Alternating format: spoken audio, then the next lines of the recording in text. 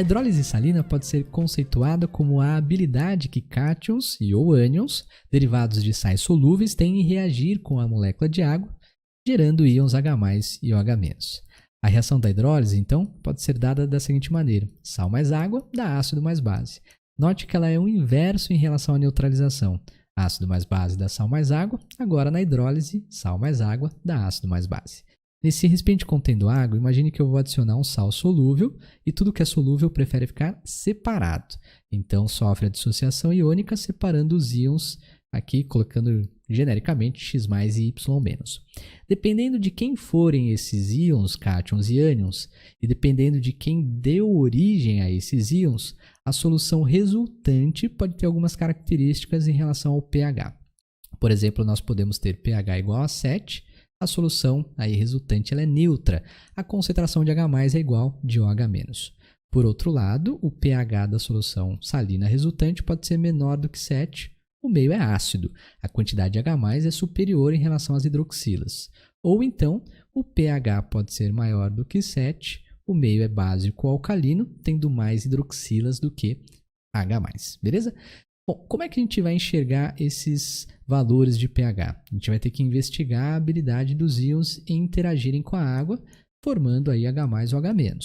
Mas antes, deixa eu te lembrar aí qual é a definição dos sais que vai ser importante para a gente. Um sal é sempre um composto do tipo iônico, que é sempre derivado de um ácido ou de uma base. Vou pegar aqui como exemplo o NaCl, sal classicão. Nós sabemos que o Na+, ele vem da base NaOH. E o Cl-, ele vem do ácido HCl, tudo bem? Sendo assim, a gente pode falar que um sal, em relação ao cátion, né? Esse cátion vem sempre da base para a formação desse sal. Então, o cátion vem ali da base. Por outro lado, em relação ao sal, se a gente observar para o ânion dele, o ânion aqui, ele vem sempre do ácido. Vem do ácido, beleza? Isso vai ser importante pelo seguinte: quando nós formos observar a hidrólise salina, né, para que ocorra a hidrólise, o sal que nós vamos adicionar em água, ele deve ser derivado de pelo menos um fraco. Ou seja, na fórmula, né, desse sal, ou ele deve ser derivado de um ácido fraco ou de uma base fraca. Se não tiver um fraco na fórmula dele, não teremos hidrólise. A gente vai entender por quê, beleza? Vou pegar o primeiro exemplo, então, que é o cloreto de amônio. E esse primeiro exemplo a gente vai fazer de maneira bem detalhada, né? Vou colocar aqui o cloreto de amônio, a fórmula dele NH4Cl. Tá?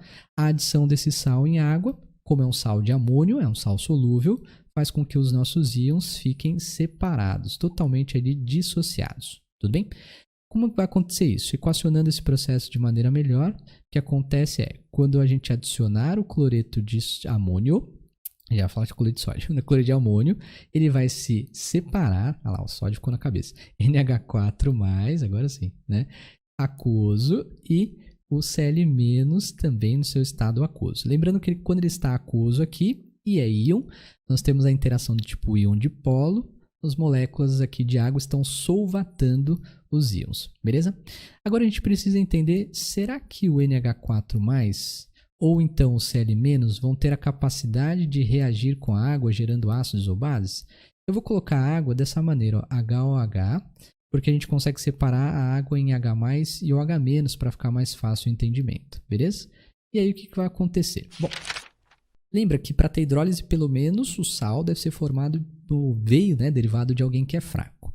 Pelo seguinte, quando a gente olha para o íon, a gente tem que observar se ele vai ter essa capacidade de quebrar a molécula de água, pegando uma parte dela e ficando para ele, né? Porque não adianta nada a gente arrebentar a molécula de água e depois aí pegar uma parte e separar. Igor, não estou entendendo o que você está falando. Lembra que tudo que é forte prefere ficar separado e tudo que é fraco prefere ficar junto? Se eu for quebrar a molécula de água e formar uma substância que é forte, um ácido ou uma base, consequentemente ela vai tender a ficar separada. Então, para que quebrar a molécula de água, formar e depois separar? É um gasto de energia muito grande. Quando há quebra da molécula de água, é porque o íon vai ter a capacidade de quebrar, pegar uma parte para ele e ficar com essa parte. Senão, não teria hidrólise, beleza? Vou voltar ao exemplo e eu te mostro como. Ó, O íon amônio, se for quebrar a molécula da água, ele vai quebrar para a parte negativa, né? Porque positivo gosta de interagir com o negativo. Tá aqui, então, vou separar OH- e H+. O Cl-, se for quebrar a molécula de água, quer pegar a parte positiva e largar a parte negativa, beleza? Vamos para o amônio. Amônio, então, quebra a molécula de água, pegou a hidroxila para si e vai formar NH4OH. Aí eu tenho que parar e olhar, bom, NH4OH é base forte ou base fraca? Base fraca. Prefere ficar junto ou separado? Junto. Então ele consegue quebrar a molécula de água. E aí, quebrou, pegou para ele a hidroxila, soltou o íon H+. Tudo bem? Agora, olha para o Cl-. Cl-, se for quebrar a molécula de água, quebra pegando o H+. Só que aí ele formaria HCl e largaria o OH-. Será que essa reação ocorre? Bom, se o Cl- quebrar a molécula de água, ele vai formar HCl, mas o HCl é forte. Tudo que é forte prefere ficar separado. Então, para que quebrar, juntar e depois separar? Não faz sentido. Então, na verdade, essa segunda reação aqui não ocorre. Né? Essa reação ela não ocorre. Belezinha? O que ocorreu efetivamente foi a hidrólise aqui do cátion NH4+. Lembra que eu te falei? Para ter hidrólise, eu tenho que ter o sal derivado pelo menos de um fraco. A base que deu origem ao sal foi o hidróxido de amônio e o ácido que deu origem ao sal foi o HCl. Então, quem hidrolisou foi sempre o íon derivado do fraco nesse caso, tá bom? Isso aqui eu estou fazendo no canto da prova, porque na hora que eu for dar a resposta, aí eu dou a resposta de maneira um pouco mais detalhada, né? Primeira coisa, a gente pode falar que o pH dessa solução resultante, pela presença dos íons H+, vai ter um pH menor do que 7, o meio ele é ácido. Igor, mas não tem essa base aqui também? Tem, mas ele acaba liberando, né, e a base é fraca, íons H+ livres, nós temos um meio ácido. Como é que vai ficar então a equação da hidrólise, que neste caso é a hidrólise de cátion? O ânion não conseguiu hidrolisar a água. Então nós vamos ter lá NH4+ no seu estado aquoso, mais H2O aqui no seu estado líquido, gera um equilíbrio químico com formação aí de NH4OH aquoso mais ali H+, beleza? Também no seu estado aquoso. Como é um equilíbrio químico, nós podemos indicar esse equilíbrio químico através de uma constante. A constante agora é chamada de constante de hidrólise, KH. Se fala rápido já sabe, né? KH. Aí nós temos então concentração dos nossos produtos, NH4OH, dividido pela concentração, aliás, vezes, aqui é a concentração de H+, né? Dividido pela concentração dos nossos reagentes. Então, concentração aqui do amônio. E a água não participa? Não, nesse caso a água não participa porque ela é o solvente da reação, então a sua concentração praticamente não varia, né? Então, note que esse exemplo aqui foi uma hidrólise e especificamente é uma hidrólise de cátion, tá? Muitas vezes aí é perguntado se ocorre hidrólise de cátion ou hidrólise de ânion.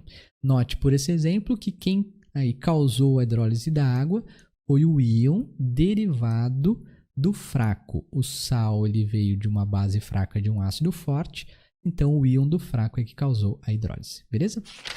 Bom, nesse primeiro exemplo eu te mostrei como é que a gente vai fazer as hidrólises pensando na formação do fraco e por que não ocorre hidrólise quando nós temos um forte, beleza? Esse exemplo foi hidrólise de cátion. Na próxima parte eu te mostro a hidrólise de ânion e outros detalhes, beleza? Te aguardo até lá.